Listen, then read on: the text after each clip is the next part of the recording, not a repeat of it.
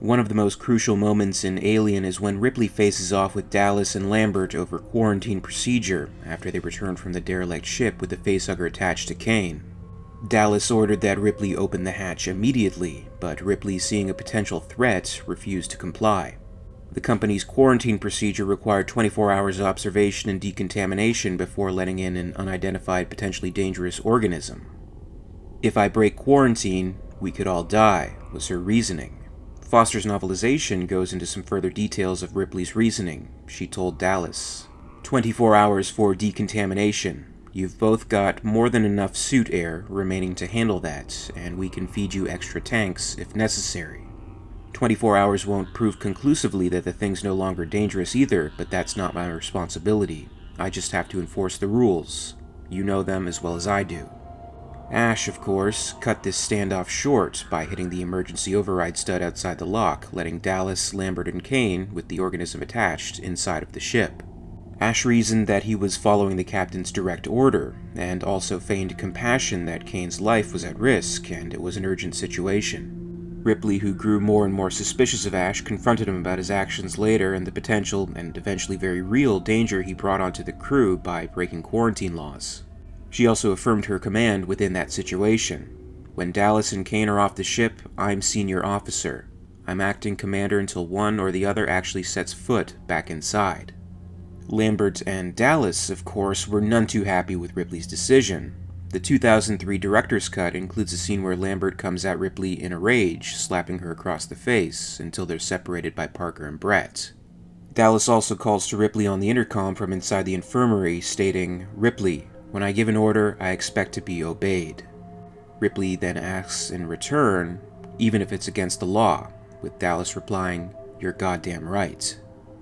It should also be noted that both Parker and Brett were in agreement with Ripley. Foster's novelization includes an interaction after Ripley and Lambert are separated from fighting.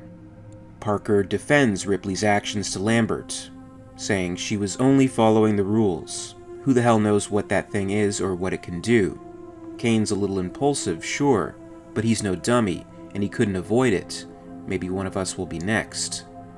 Brett agreed with Parker's argument by saying, "Right." Most would agree with Ripley and would feel her decision is reasonable given the circumstances, and the laws in place, and the lives of the rest of the crew at risk of contamination. Ripley was absolutely right, and the alien stowaway would go on to kill off the entire crew except for Ripley. In her own words, the thing managed to wipe out her entire crew in less than 24 hours. So, what if quarantine was followed? What if, as a result, the alien never got aboard the Nostromo? Say, for example, if opening the hatch required the corroboration of officers in order to override. Ripley certainly wouldn't agree to letting them in, and would remain firm in her stance to follow quarantine. Maybe Ash, following the priorities of Special Order 937, would try to find some way to convince Ripley to break the quarantine. He would have made arguments that he used later to justify opening the hatch when confronted by Ripley. The novelization expands on these justifications, which alternatively could have been made as pleas to agree to open the hatch. Ash was firm in believing that Dallas's order was completely valid and that it required compliance. Ash argued that the captain's the captain, and the fact that he was 1 meter outside the corridor instead of inside isn't reason enough for me to start ignoring his decisions.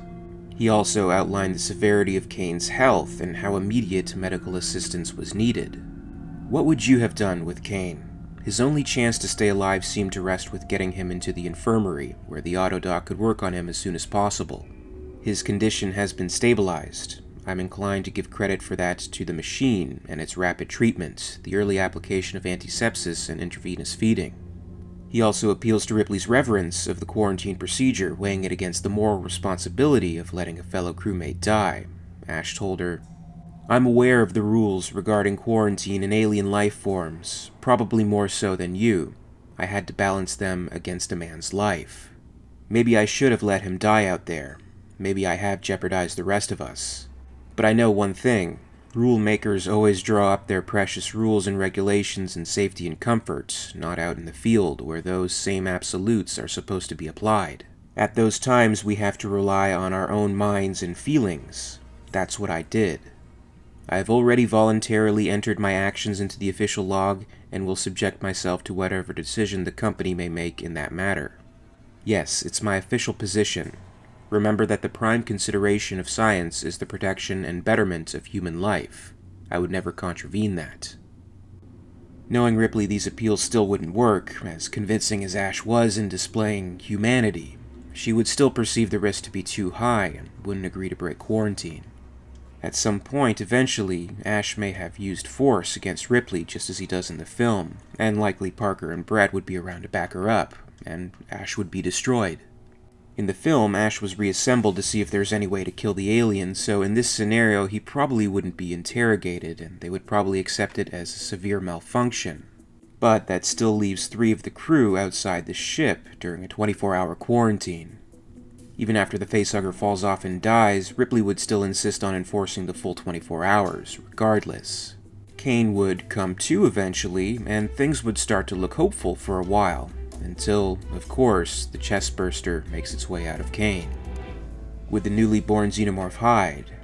Would it attack Dallas and Lambert? Would they try to kill the alien using one of their weapons? Would it eventually grow large enough to take them both and bring them back to the space jockey, where they would serve as hosts to alien eggs waiting inside? Either way, they most definitely would not be getting back on the Nostromo. This would lead to a difficult discussion between Ripley, Parker, and Brett. Though Ripley is in charge, she'd want their input. At this point, repairs still needed to be made to the Nostromo, and once it was capable of taking off, would it be doing so while leaving behind or jettisoning quarantine? I think Ripley could make a fair enough argument that, realistically, Lambert and Dallas are as good as dead. If they weren't to be attacked and killed by the thing, then for all Ripley and the rest knew, they could also be carrying parasites and not even know it. They'd ultimately agree to not taking any further risks and would take off and return to Earth to follow whatever procedure was necessary following such an event. The 3 survivors, Ripley, Parker, and Brett, would all report the same story of the organism on Kane's face and the malfunctioning android. No foul play, no laws broken, company quarantine procedures followed to a T. The secret order they were following wouldn't have been fulfilled and Special Order 937 would be a failure, but the Nostromo's data and the exact coordinates of the space jockey on LV-426 would now be in WEYLAND-YUTANI's hands. The surviving Nostromo crew would probably have to sign non-disclosure agreements regarding their depositions, thanked for their work, and be on their way. Hell, they'd probably be promoted. First rights to a newly discovered organism, the coordinates delivered to WEYLAND-YUTANI on a silver platter, only 3 casualties? This would be a great bargain for the company. Ripley would be able to come home to Amanda just in time for her 11th birthday. She'd have kept her promise to her daughter.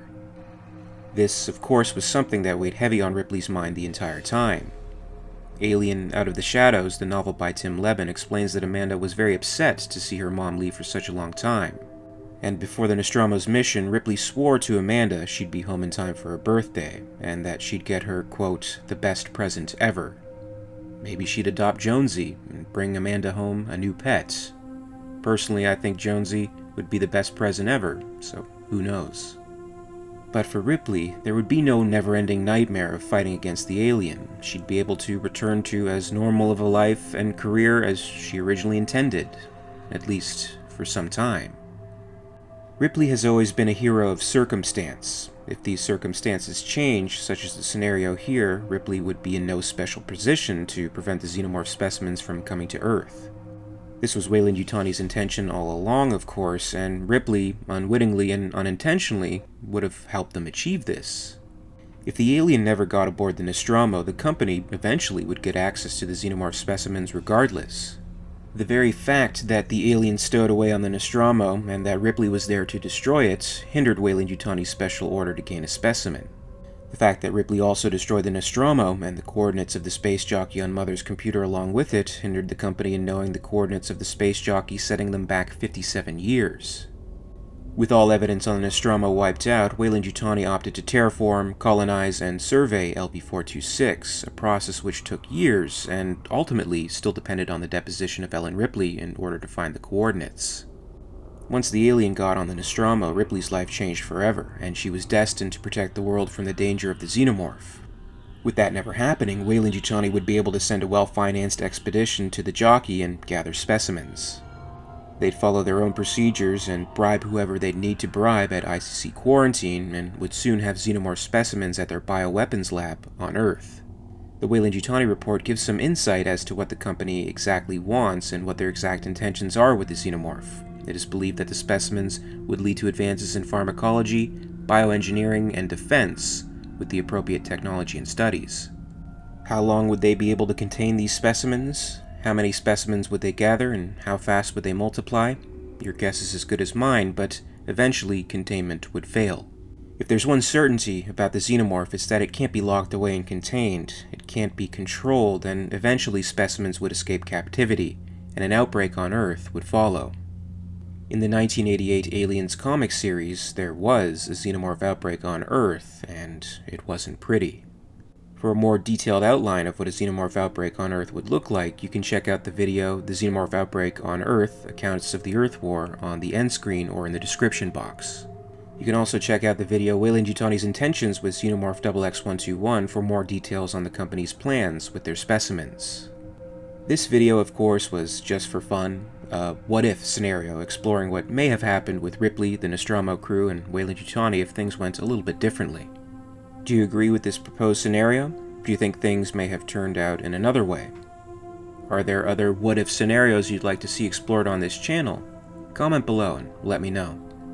And as always, I'd like to thank you very much for watching. I really appreciate it. And if you enjoyed this video, please make sure to give it a like, and you can also subscribe for all the latest videos from the channel. A very, very special thanks goes out to WEYLAND-YUTANI executive, EmYarUk, part of the Patreon Hive. I'd also like to thank our Hive's queen, Lady Anne. If you'd like to join the Hive and support the channel, check out my Patreon page for exclusive posts and contests. In the meantime, you can catch up with Alien Theory over social media. Follow @alien_theory on Twitter and @AlienTheoryYT on Facebook and Instagram for more. And until next time, this is Alien Theory, signing off.